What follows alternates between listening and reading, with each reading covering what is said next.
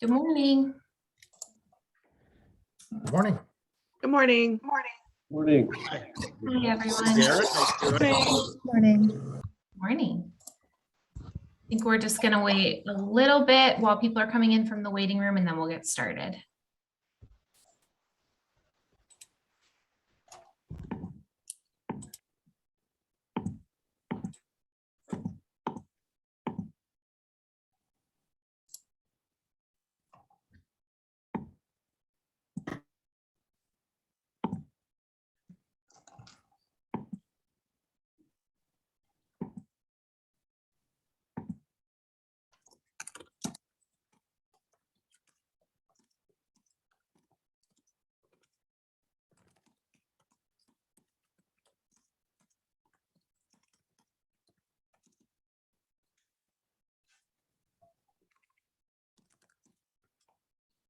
All right, well, it's 9:32, so I'll go ahead and get us started. And if more people join, my colleagues will let them in from the waiting room. So good morning, everyone. I'm Dara Gannon, Director of Programs and Donor Services at the Cape Cod Foundation. And we're excited to welcome you and thank you for taking time out of your busy day to join us. A few housekeeping notes before we get started. We will be using a slideshow, so we recommend you choose speaker mode in the upper right corner of your Zoom screen so you can more easily see who's talking during the presentation. Our program will be about 40 minutes, so we've scheduled an hour for this, so we've left time for your questions at the end, and this is being recorded, so if you need to hop off the call or you miss something or want to share it with a colleague later, we will be sending the recording out by email after, and all this information will also be posted on our website. And feel free to add the name of your organization to your screen name or write your name and organization in the chat. We welcome you to converse with each other using the chat during the session. And we'd love to have more of a dialogue, but there are so many people on the call that we ask you to keep yourself off, on mute during this session. But please, we really encourage you to type your questions into the chat and don't feel like you have to wait until the end to ask questions. Anything we aren't able to answer, we will send out in the follow-up email after. So I want to start by introducing my colleagues who are on the call this morning. Helene Gaudreau is our program officer, and she manages our program grants, town fund grants, and grant making from a number of field of interest funds that have their own committees and their own processes. And Caitlin Aber is our capacity building and strategic partnerships officer. Caitlin manages our capacity building grants, stewarding special grant projects like the Strategic Emergency Response Fund and state and federal funding. And she facilitates our civic leadership initiatives, such as the Cape and Islands Partnership for Nonprofit Advancement. So you'll be hearing from Helene and Caitlin shortly. They both joined the foundation about 1.5 years ago, I think now. They bring a wealth of knowledge in nonprofits to their roles, and we're thrilled to have them as part of the team. So here's just an overview of what we'll be up to today. We'll just provide a brief update on the foundation as a whole, but our focus for this session is 2 of our discretionary grant making opportunities, our program grants and capacity building grants. We really hope you ask all the questions. If you're wondering something, someone else on the call probably is too. And although we're not together in person, we hope this session provides space for networking and sharing with each other. And most of all, we just want this to be informative and as useful to you as possible. So we value your feedback, and we'll be sending a survey in the email afterwards that we appreciate you taking the time to fill out. So a brief overview of the foundation. If you're not familiar, we're one of about 1,700 community foundations around the world whose overarching mission is to match community resources with community needs. The model was started over 100 years ago, and we're all designed to serve a particular geographic area. So ours is specifically Barnstable County. There are community foundations on Nantucket and Martha's Vineyard, and we work closely with both, as well as the other 11 community foundations across Massachusetts. And we fund all areas of life on Cape Cod. So the arts, health, environment, youth, animals, anything you can think of. We were established in 1989. And since then, we've distributed $90 million back into the community. And last year we distributed more than $1 million in educational scholarships and about $5.5 million in grants to nonprofits. And briefly on scholarships, I do have to put in a plug that our application deadline is April 1. So if you have colleagues who are in school or clients or you know anyone in school, please have them apply. We offer a breadth of scholarships, so it's not just for graduating high school seniors. We have opportunities for adults returning to school, certificate programs, graduate programs. And we really want to make sure that every student on Cape Cod is aware of these opportunities. So we appreciate you helping to spread the word with your networks. So let's see. We accomplish our mission in several ways. We work with individuals, families, businesses, and community groups and other nonprofits to establish their own fund with the foundation. We have about 320 individual funds right now, and the majority of these are endowed. So they're designed to last in perpetuity. And the assets from those funds are pooled together, invested, and a certain amount of money is allocated annually through each of our funds. A big part of our distributions come from donor advised funds, where a donor recommends what they want to support with the approval of our board. So sharing community needs and grant ideas with donor advised funds and making those connections and matches with local nonprofits is a main part of my role. We also write grants to larger foundations or government agencies to address specific needs and initiatives on Cape Cod. During the pandemic, we secured $2.5 million in state and federal funding for COVID relief for our area, which was new territory for us to steward government resources. And most people that are familiar with the foundation know the transactional work that we do, the money in and money out, but we also spend a lot of time serving as connector and convener of regional efforts on broad community issues. One example is our coordination of the Cape and Islands Funders Network, and another is our facilitation of the Partnership for Nonprofit Advancement. So that monthly newsletter we send out on behalf of the collaborative. It's a great resource to learn more about local nonprofit training and professional development opportunities. And in addition to that, we provide direct funding support for nonprofit training programs, such as the Institute for Nonprofit Practice and Mass Community Foundations Partnership. So we encourage you to explore all these opportunities and resources beyond the funding. And I think we're adding some links to the chat, so you'll have those, and we'll also send them out at the end. And finally, we serve as fiscal sponsor on a limited basis just due to our own staff capacity, but we're happy to make connections with other organizations for initiatives looking for fiscal sponsorship where there might be a good fit with the mission. So I just shared a lot of information, and as you can already see, we have many funds, many different grant processes. So our recommendation is to just tell us what you need. The team can steer you in the right direction. Sometimes it's a competitive grant program. Sometimes it's a great fit for a donor advised fund or town fund or special grant initiative. So the three of us on the grant team work really closely together. So you can talk to any one of us. We'll share the information with each other and hopefully direct you to the right place to find that good fit. I also want to mention quickly that we added a new page to our website with resources for after you receive a grant to help with your promotion of that. So that page includes press release template, logos, guidance how to reference the grant.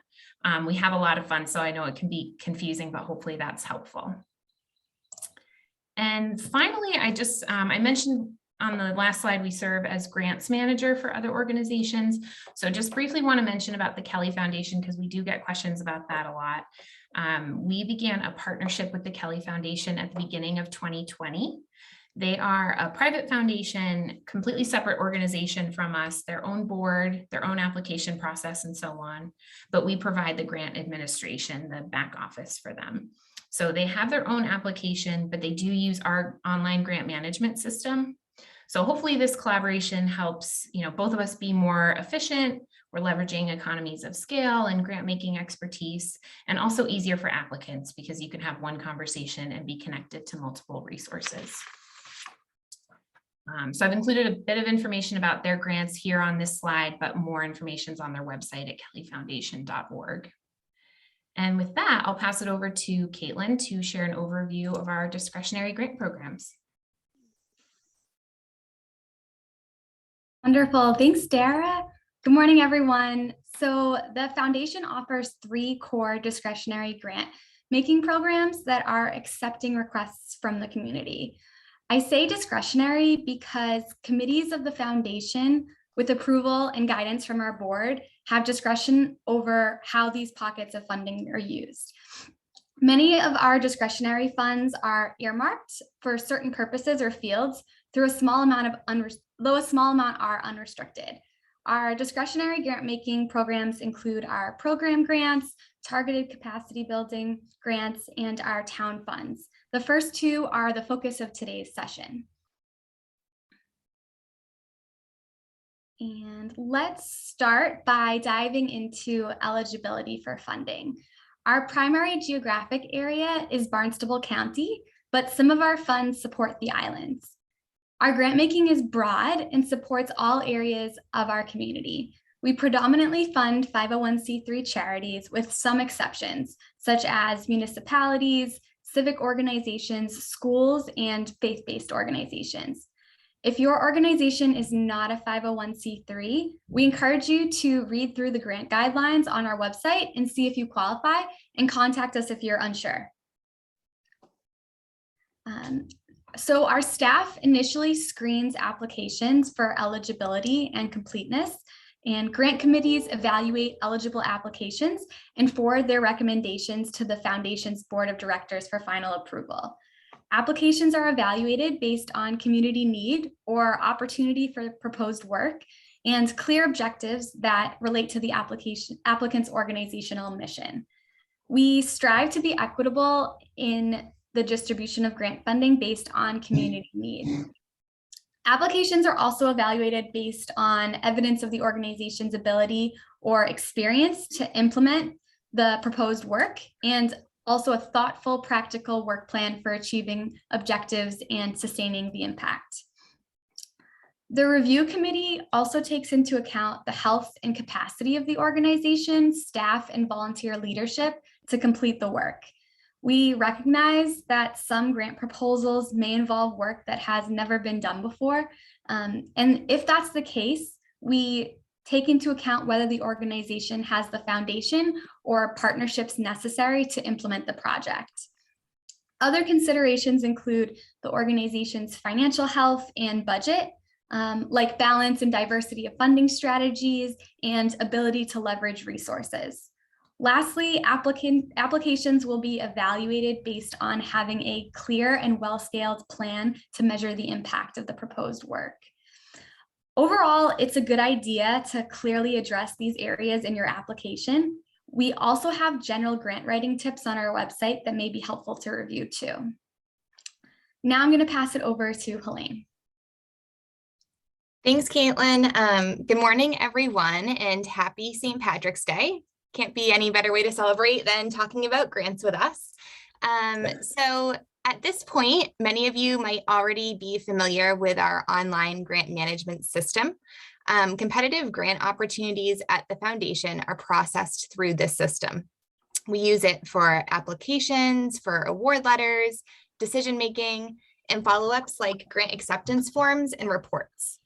You'll periodically receive electronic communications from us using the system as well. And your organization will have all of its history with the foundation's discretionary grant making programs in this one place. There's a really great video on our website that provides an introduction to using the system. We're going to share that video in the chat, and just want to share a few important notes that are also covered in that video. You can only have one organizational profile. So your organization, your nonprofit, can only have one profile. Creating a duplicate profile could pose problems later on. So if you're unsure whether or not your organization has a profile, just feel free to contact me. Now you can have multiple contacts associated with that one profile. So many organizations have contacts for their lead grant writer, maybe for their executive director or president. It's most important that you have a contact for whoever manages your grant writing or your foundation relationships. You can use the collaborate feature on our grant management system to collaborate on an application, even with folks on your staff team who don't have a profile. And again, if you need any help figuring out how to do that, feel free to contact me. This is an obvious one, but please save your passwords. If you happen to forget your password, you can reset it yourself on the login page. When preparing an application, we recommend that you save your work frequently. That's because the system will time out after a certain point of inactivity. Our system does autosave every so often, but it's best practice to save as you go. And just also make sure you press submit whenever you're finished. Another helpful tip that we found, our staff have found anyway, is to use Microsoft Word to draft your application initially so that you can use its spell check and character count features before transferring everything over to the online grant management system. And that should also help with saving your information as you go too. All right, just want to share a quick note about our town funds. So our town funds, the Falmouth Fund, the Chatham Fund, the Fund for Sandwich, and the Harwich Fund were established as grassroots efforts by citizens looking to provide support to nonprofits who make a really positive impact in each respective community. These funds are critical because while much of the Cape Cod Foundation's approach is regional, each town fund is able to really hone in on the needs of their respective town. The committees of the town funds are led by folks who are deeply involved in each community. And so, generally to connect with a town fund, applications are typically released in the early fall, but many of our town funds also engage with the community throughout the year. So don't hesitate to reach out to me at any point if you're interested in learning more about any of our town funds. And we'll send a link about our town funds in the chat. All right, so now onto the super exciting part, our newly opened competitive grant making opportunities, our program and capacity building grants. We'll start with program. First, I'll just say I recommend previewing the applications in advance of applying and if possible as we go today. To do this, you should enter your profile in our online grant management system or create a new account. If you already have an account, feel free to follow along today as we speak. If not, I would just wait until after the presentation.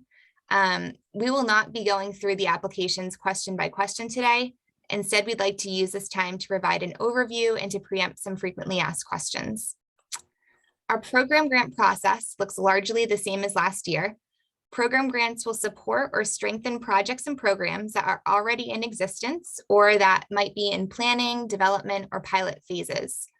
We'll also use program grants to support one-time projects that have specific community outcomes, as long as those projects are not fundraisers. Program grants can fund expenses that are essential to the implementation of a project or a program, like equipment or staff time. Applications for program grants are accepted throughout the year on a rolling basis. Our grants committee plans to meet in May, June, August, October, and early December. Applications that are submitted after November 1st, 2022 might not be considered until the winter of 2023. So just something to keep in mind as you're planning throughout the year. Awards will range between $5,000 and $10,000. It's the same as last year. And if your funding request is for less than $5,000, please contact me and we'll discuss your eligibility or any other possible funding matches at the foundation. We strongly recommend scheduling a call with me. It can be just a quick phone call or a quick Zoom, whatever you prefer, before submitting a program grant application. During this call, I'll steer you in the right direction as far as whether the proposal is a fit for a program grant or if it could be another fit for a different fund or maybe even a different process at the foundation. The best way to contact me and to schedule some time is through my Calendly tool, and we'll send a link to that in the chat. So we are doing our best across the foundation to reduce requirements for grantees and to make partnering with us as simple as possible. For that reason, we offer a few reporting options. That includes just a simple one-pager, even a Zoom or phone call report, or a video submission. Reporting can happen whenever is most convenient for the grantee, but it must be within a year of funding or before we can consider a new application. All right, some tips to help you as you prepare your application. This is the same as last year, but our team is taking a lot of time to conduct background research on your organization in advance of committee review.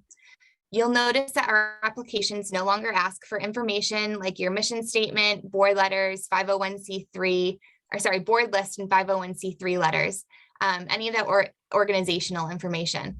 That's because we're gathering relevant information based on our conversations with you and also from your website and from GuideStar. This is the case with many funders. So what we suggest, just best practice, is to have as much of this information as possible available on your website. And that might help in funding initiatives that extend far beyond the Cape Cod Foundation. As far as the application itself, our program grant application is pretty standard. You'll be asked basic questions that delve into what your project includes, how it will take place, and who it will impact. Our questions, along with the financials, should paint a full picture for the committee on why this effort is essential and how Cape Cod Foundation funding can contribute to the work and how it will make a lasting impact on the community. This means that your narrative and budget should complement one another. I'll talk more about that later on. We have provided a generous character count. However, this doesn't mean that you should feel any burden to use all of the available space. Just use the space to share what you feel is necessary to say. And an important note that the character count includes spaces. So just pay careful attention to that as you're preparing the application. Please ensure that your responses throughout the application relate to the project that you're applying for. So an example of this, when you're answering the geography question or the population served question, those answers should reflect the communities and populations that are being supported by the project you're proposing. Similarly, responses to the collaboration question should include partners that support the work of that specific project, not a list of all of your community partners. Another note on collaboration is that you might be contacted, probably by myself, to share a letter of support from another agency if it seems like the collaboration is essential to the successful delivery of your program. Just an example, that's really the case with school-based initiatives. A goal of the foundation is to support projects that respond to high priority areas of community need. Although the foundation's grant making is broad and we support all aspects of the community, we just encourage you to take a look at our funding priorities to gain a better sense for what our committees prioritize. We're sending a little link to that in the chat.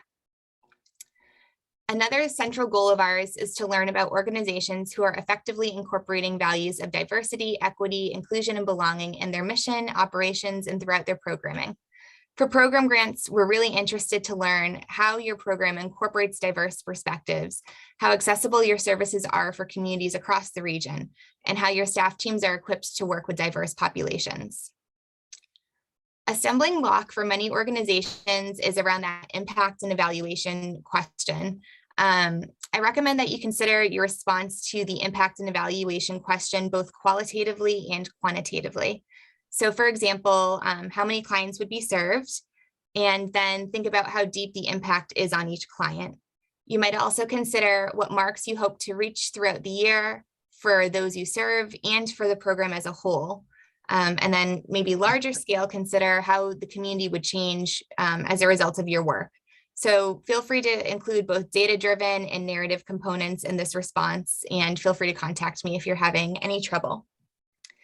Finally, just to note that if you're awarded partial funding, we'll make sure to work with you to adjust your program goals so that they're reasonably in line with the funding received from the foundation. All right, moving on to everyone's favorite piece, which is the budget.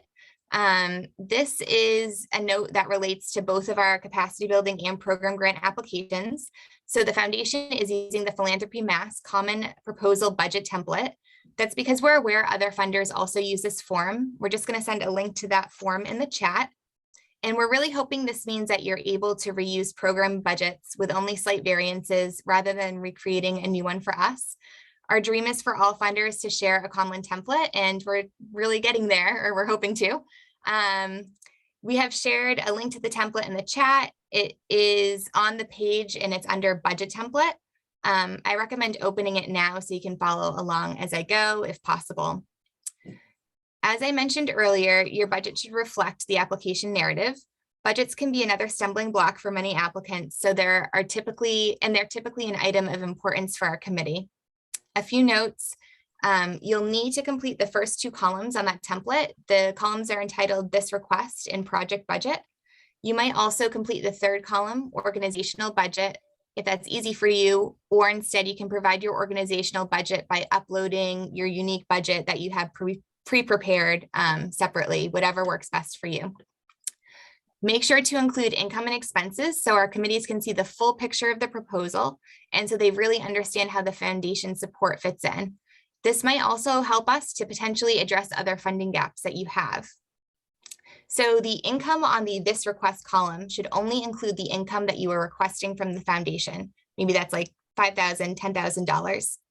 Income on the project budget column should include all funding sources necessary to operate the project.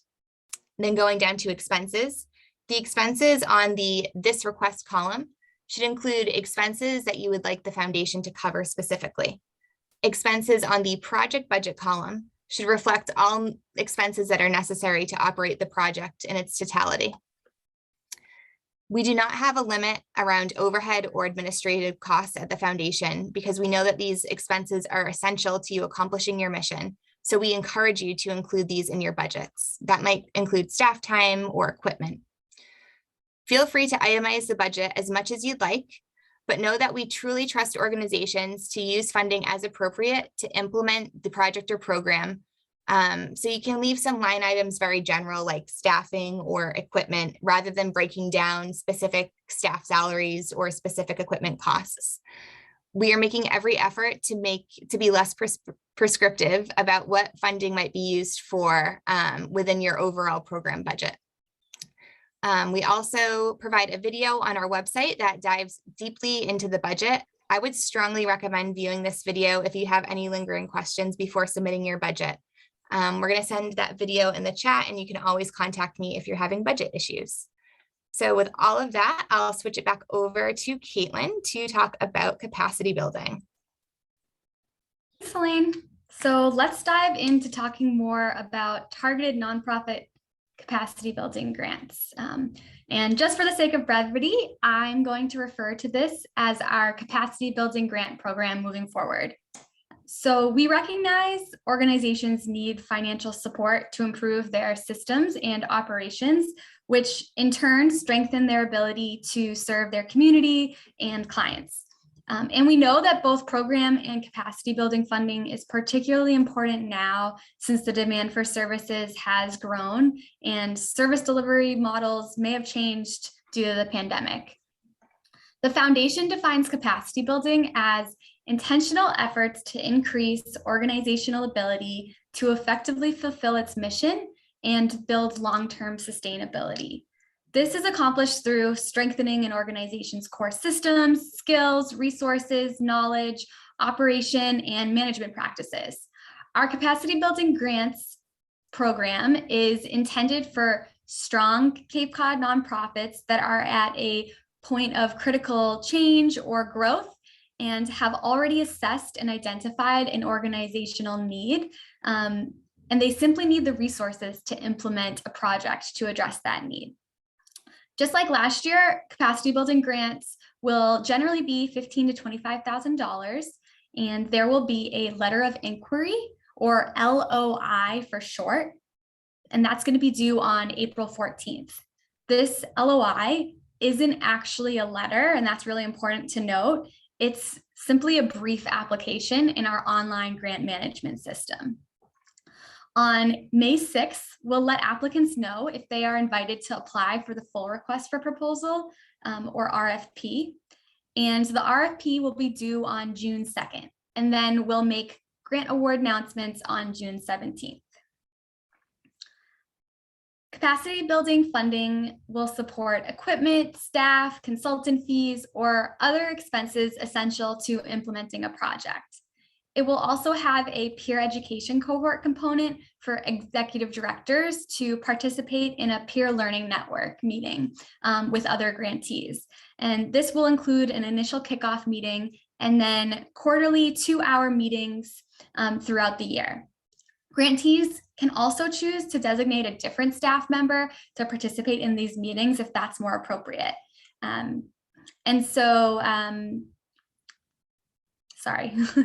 Peer learning meetings will aim to foster relationships, collaboration, and knowledge sharing among grantees. And we want to make sure that they are as useful and responsive towards grantees' needs as possible. So the initial kickoff meeting will be used to gather grantee feedback on how to best structure the peer education network meetings throughout the year. As I mentioned, the capacity building grant program requires a brief application that we're calling an LOI, and then a full application for those who are invited to continue on in the process. We're hopeful that having the LOI will save applicants time and provide the opportunity for us to work more closely with them throughout the process. By doing so, we hope to ultimately support projects that are most aligned with the overall capacity building grant guidelines. Basically, we don't want organizations to go through a lot of work if it's not the right fit. The LOI is simple, short, and sweet, and essentially asks about 6 questions.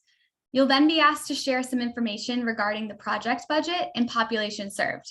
The full Philanthropy Mass budget template that Helene had mentioned earlier will not be a part of the LOI. If you're invited to submit a full request for proposal, it will be a part of that. In our online grant management system, there is a link to preview the full RFP questions in the capacity building summary page. And for those of you who are applying for funds for a consultant, you're welcome to use any consultant of your choosing. You're not required to identify who your consultant would be or their exact hourly rate in the LOI stage. However, we do encourage you to conduct some research and get quotes so that you have a rough estimate of your total project budget. Now I'd like to share more information about the types of projects that capacity building grants will support. Please note this isn't intended to be an exhaustive list, and these examples are not meant to be prescriptive in any way. We really encourage we recognize that these examples, they may not be relevant towards your organization's work. And so we welcome you to apply for projects based on your organizational and community need, and we really encourage that. I also want to highlight that applicants can pursue multiple projects for their proposal as long as the projects can be completed within the 1-year grant period. Examples of projects are listed on this slide and in our grant guidelines. You can also read a description of our 2021 grantees on our website, and that link to that is going to be sent in the chat. And we will be sending links after this as well. So for strategic collaboration, one example is working together with other organizations towards strong, visible, and vocal advocacy efforts for public policy decisions. This could be related to a community issue that affects each organization's populations and ability to fulfill their mission. This could also involve efforts to challenge a range of systemic and cultural norms like substance use disorder or mental health destigmatization. The key is to demonstrate potential for tangible impact and how this impact would benefit the grantee organization's ability to carry out their mission. So now let's switch gears to capacity building grant tips. While proposals may have a planning component, they should be primarily action oriented. Let's talk about the strategic plan as an example. Going through a strategic planning process or board retreat would be considered planning and would not be a good fit for a capacity building grant. However, implementing components that came out of an already developed strategic plan or retreat to take your organization to the next level would be a good fit. For instance, an organization might use their strategic plan to inform their process to streamline operations or expand. For long-term impact, sustainability, and outcomes, proposals should clearly demonstrate how the project will result in long-term impacts. Examples of this include increased organizational efficiency or reach, and how that impact can be sustained.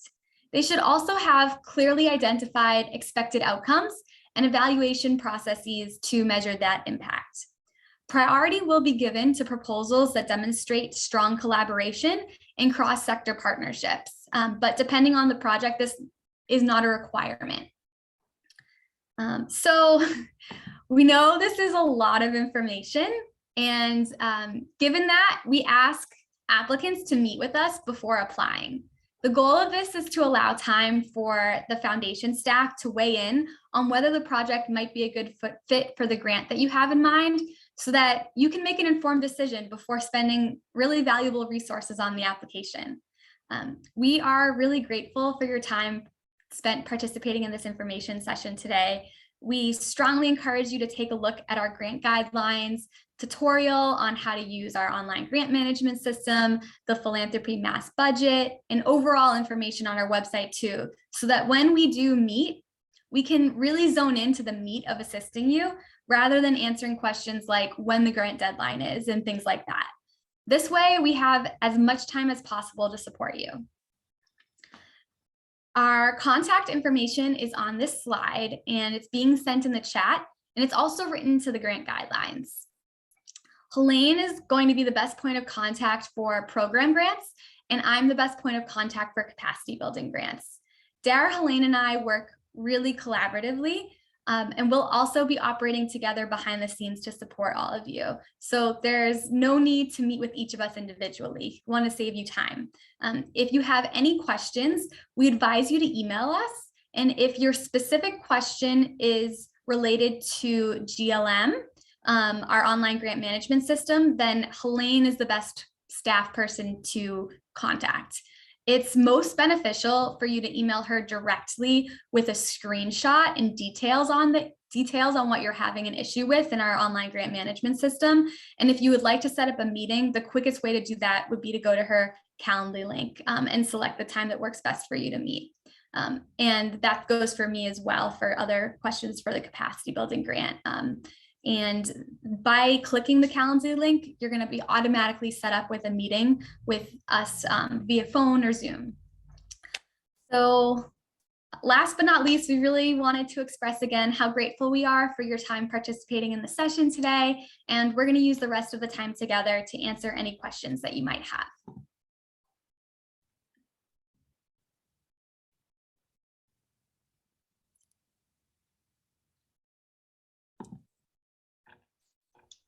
So, all right, I have one question for you, Caitlin, based in the chat, if that's all right. The question is, should we plan meetings to discuss capacity building before submitting an LOI or before submitting the RFP? Should you schedule the capacity building meetings before submitting the LOI? Mm-hmm. Yeah, the earlier the better. Really want to basically make sure before you even spend time on the LOI application that it's going to be the right fit. And these meetings are also our way of providing some technical assistance, try to provide some insight and suggestions, take them or leave them, but really trying to set you up for success as much as possible with both your LOI application and your full application. Another one I have, if you don't mind talking some more, is Sure. For some examples, some more specific examples of types of capacity building applications. Sure, yeah, happy to. So we have a whole bunch of examples. Let's see, one is one based on a prior grantee's project is working with other organizations who have similar missions or programs to retain a consultant with expertise in procurement or strategic corporate relations. So that consultant conducted analysis of current purchasing practices to help them identify and increase efficiencies and introduce best practices that ultimately worked to achieve cost savings for all the agencies involved. And so the organizations a part of this project found that through the process of collaborating and working together, they were able to streamline their training efforts for their staff and ultimately kind of reduce their individual organizational costs. Another example would be one relating to streamlining processes for workflow improvement. So for instance, hiring a process improvement trainer that provides in-depth training and one-on-one coaching to managers who implement processes for improvements. The goal of that would be to see immediate improvements in client services and also just overall organizational effectiveness. So goals of that from a prior project were to decrease the length of stay for residents in shelters and decrease the length of time for the beginning of the intake interviews to clients from the time of like receipt of emergency financial assistance. So their goals were kind of to decrease turnover of shelter employees and improve cash flow management and agility. And that overall helped them to better serve clients in the community. And we do have some, I think we mentioned this, the different examples on our website from 2021 grantees. And that's just another really great resource to get a sense of some of the projects. Yeah, and we sent the link to that in the chat, but as Caitlin mentioned in our follow-up email to all of you, we'll be sending all of these links. So if you couldn't scramble to get them all while we were sending it live, you'll get them in your inbox. There's a question that I can field here, which is, what is your recommendation for an organization who is not sure of what funding bucket they should apply for? And it's a great question. Again, I would recommend having a meeting with either Caitlin or I. Actually, what might be a great first step for you is to send a quick email with like quick description of, I'm looking for funding for this purpose. Is a meeting appropriate? And then one of us will work with you to schedule that meeting. In our conversation, we'll learn more about your proposal, what you need funding for, and we'll use that information to steer you in the right direction. And as we've mentioned a couple of times, we're really honest, we're really genuine about this. We don't want organizations to spend time on proposals if it won't be the most competitive proposal for the committee. So it also might happen that what you're suggesting would be a great fit for a donor advised fund. We have a lot of donor advised funds at the foundation, and a lot of those folks have specific interest areas. And frequently we find proposals coming through that might be a better fit for one of our donor advised fund holders, and we share that with them instead. So just connect with us, and we'd be happy to steer you in the right direction. Gina's asked, oh, go ahead. No, you go. Oh no, I just saw Gina ask, how quickly do you anticipate sending out the recording? That's a great question. I hope soon. I think we'll let Zoom do its thing. And then I would say within the week. That was our goal last year, is to send everything out in the week. And what we're doing with that recording is we're actually putting it on the website so you can refer back to it, and you can share a link to it with fellow organizations or whoever might be a good fit.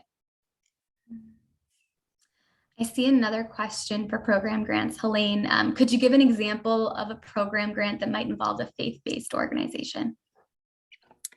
Oh, well, we had a program grant last year that involved a faith-based organization, and they were actually providing a food pantry for their parishioners and for anyone in the community who needed food on, it was like a specific day of the week, a specific time of the month.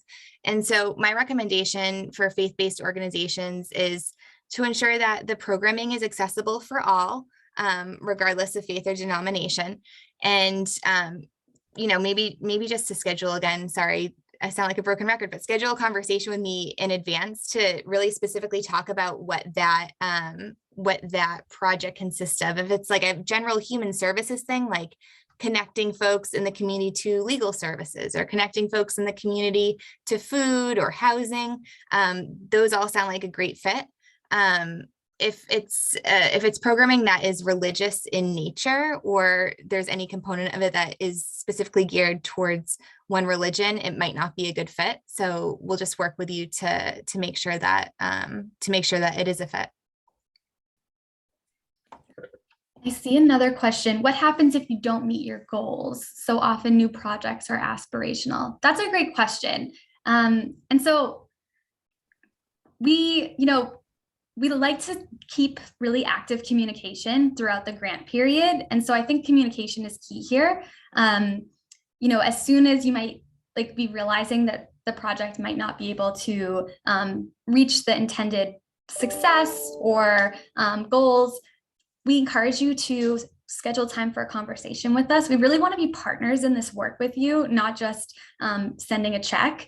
And so, there might be opportunities where we could be a sounding board to kind of help think through troubleshooting, make, suggestions, things like that. But also, as we saw with the pandemic, sometimes things just happen and they're out of everyone's control. And, we try to be flexible and understanding. Now, if it's a circumstance where you're not able to complete the project at all, then that would be a time to think through whether, returning the funds or things like that might be needed. But if it's, we thought that we executed the project, we thought it was going to have these intended outcomes, and we, say we wanted a 20% increase in participation and we got like a 15% increase in participation. We know that that happens sometimes. And, everything's a learning opportunity. Of course, I think the key is to try to set realistic goals for ourselves and learn along the way. And then to evaluate the impact and strategies that were done to think about improvements for next time. But overall, we really are, I just want to stress, trying to be a partner in this work with you all and not be punitive in nature. Helene or Dara, do you have anything to add to that? I think that was perfect. There is another really good question. So if our organization serves Southeast regions, including Barnstable County, and are planning to apply for a program there, but our organization is not officially located there, would we still be eligible? So what I'm understanding from this question is you're an organization that serves like maybe all of the Southeast, and Barnstable County is one pocket of the Southeast for you. You're planning a project or program for Barnstable County, but your organization might be located in like Plymouth or something. That is totally fine. It is okay for organizations not to be located within the region in order to provide services and programming in the region. But I will stress that our committees are very focused on impact across Barnstable County. So you'll just need to make sure that you are showing that you have a network, that you have an outreach plan for the Barnstable County area, that you're well connected, and that you have local community partners in Barnstable County, and B, that you're exemplifying maybe through like the population served question or the project description question, at least for program grants, that the clients being served are in Barnstable County, and that 100 clients are located in Barnstable County, making sure that your data would be specific to this region and not just general Southeast data. That is a common stumbling block for organizations, because we know that there are great organizations that provide services across one larger region to Massachusetts, but definitely for the Cape Cod Foundation, make sure as much as possible that your responses are Cape Cod, Barnstable County region specific. Does that apply for you, Caitlin? I'm sure it does. Mm-hmm. Yeah. Helene, somebody asked if they mean if a project was located in Hyannis and serves Cape homeless populations, do town grants apply? I think it might be worth kind of like explaining, in what circumstances might town funds be the right fit. Yeah, absolutely. So it's almost, think of it as like a little bit of a microcosm from what I just explained. Again, your organization doesn't have to be in the town where the town fund is in order for it to receive funding from that town fund, but your project has to be serving residents of that town. So if you're looking at the Falmouth Fund, for example, the Falmouth Fund support many organizations, and they might not be located in Falmouth, but you'll want to be sharing data specific to the Falmouth community. And unfortunately for this question, if you're located in Hyannis, we don't have a fund for Hyannis specifically, but maybe your organization is serving folks from Harwich or Chatham or Sandwich, and would be delighted to talk to you about how it might fit into a town fund for sure. I see another question just asking if we can reiterate the application and LOI deadlines. So I'm happy to reiterate capacity building. So the LOI is due on April 14th, and really important to remember, it's still an application on our website, not an actual letter. And then we'll let applicants know if they're invited to submit a full RFP, request for proposal, on Friday, May 6th. And then the full request for proposal application would be due on June 2nd. And for program grants, it's a rolling deadline throughout the year. So there's no specific date that you need to submit an application in advance of. Just some important sort of timeline notes is that our committee that reviews program grant applications will be meeting in May, in June, in August, late August. It's actually like the last week of August, October, and then if necessary in early December. So, if you're looking for a program or project to take place before the summertime, then I would probably strive to get it in well in advance of the start of May. If you're looking for something that has sort of less of a rigid timeline, then probably, whenever works best for you is fine for us.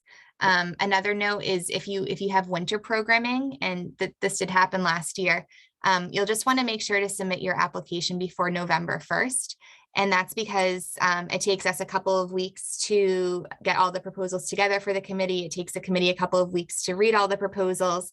And November 1st is a good date because it enables us that time before the early December meeting. So if you don't submit your application before November 1st, it might not be considered until 2023. And that did happen last year. We had a couple of organizations who had applications submitted in 2022, which is this year, and they maybe submitted it last December or something, and it worked out fine, but just be aware of that timeline. I see another question about a few questions around whether folks should apply for both the program and capacity building grant opportunities at once, or whether it's best to apply for one or the other. This is where talking with us really comes in handy so that we can kind of steer you in the right direction. And depending on kind of that conversation, we might suggest first apply for targeted capacity building because that is, more deadline driven. It's not a rolling application basis, and see where that takes you, and then apply for program grants. Or, if program grants just overall seems like the better fit, we might advise that. Yeah, and we often say, we do not suggest applying for both at the same time because the funding buckets that drive both our program grants and our capacity building grants are the same buckets. So by submitting two applications at the same time, you're actually competing against yourself in a way for funding. So, I would first have a conversation with us and then prioritize one or another. And maybe it's even that, you're a good fit for targeted capacity building and you have another project that you think might be a good program grant, but we say, actually, let's share it with the donor advised fund holder group first to see if there's any interest there.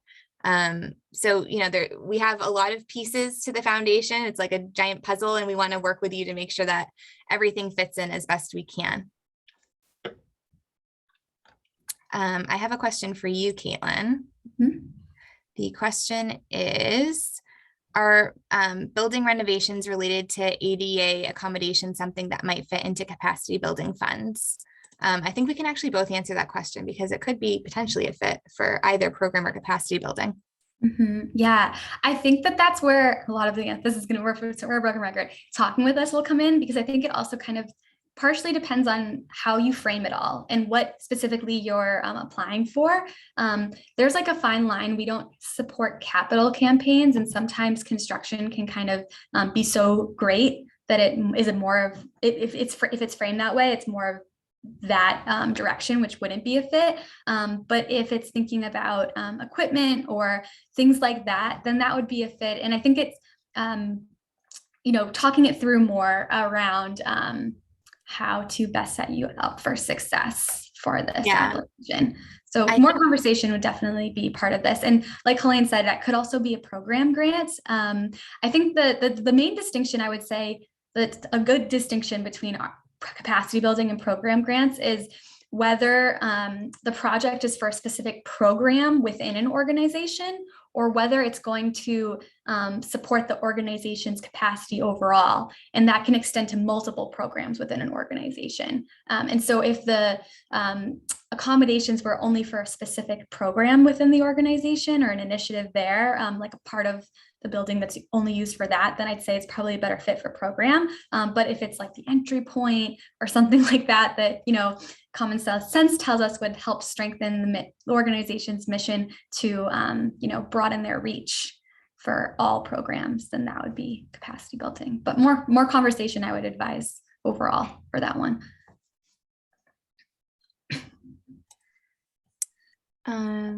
Let's see. I'm looking through it. Looks like a lot of things that we've already covered. And I know we have 5 more minutes. So are organizations under the fiscal agency of a 501c3 eligible to apply? So I think that question refers to you are an organization, you're using a fiscal sponsor, that's a 501c3 organization. Maybe you're an initiative under the umbrella of a 501c3, then yes, you are eligible to apply. You can either decide for your fiscal sponsoring organization to apply on your behalf, or you can apply yourselves.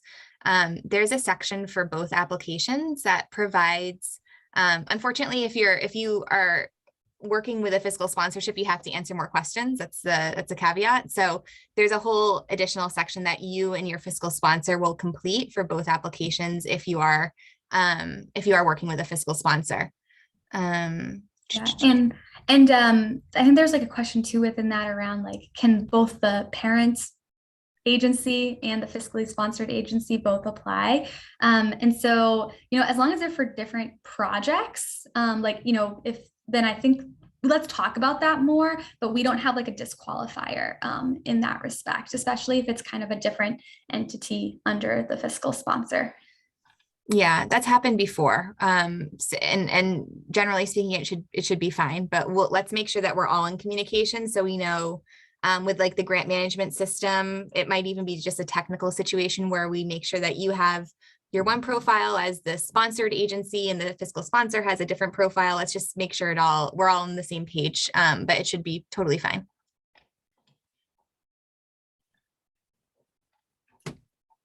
I think that's it. I mean, we could have missed something in the chat here because things were firing in. Feel free to write your question again if we missed it.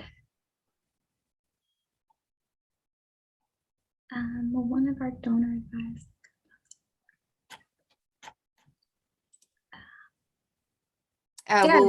Donor advised funds consider capital, Dara? Yeah, short answer is yes. I mean, like all donors, each one of our funds is unique in what they want to support or their interest areas. But I would say yes. So back to the record, send an email or have a conversation with us. Like Helene mentioned, I think a short, couple paragraphs about what you're looking for is a great way to start. And then we can try and match. I think more important than would they consider capital is what is the organization's mission or what is the program or area you're serving. That tends to be what donor advised funds focus on a bit more than what the focus is, the capital or programmatic. Hopefully that answered the question. And someone just asked if one more time, how can they listen to the recording? So we're going to send that out, and we'll also post it on our website. And so we're aiming to do that as soon as possible, definitely within the week. But really, if you missed any of this, a lot of the information is in the guidelines, in the applications, and please feel very welcome to reach out to us if you have specific questions after this or would like to schedule a time to talk. Yeah, and I just shared my Calendly link again in the chat function, and it's also available on our website. Caitlin's information is too, and don't worry, we'll be sending all of this out afterwards. So you'll get all this great information again. But I feel like that's a wrap, right? I think so. 1 minute to go. Great job, everyone. Well, thank you all so much for joining us. We appreciate it. And thanks in advance for taking a survey so we can do an even better job next time. But thank you and take care. Have a great rest of your day.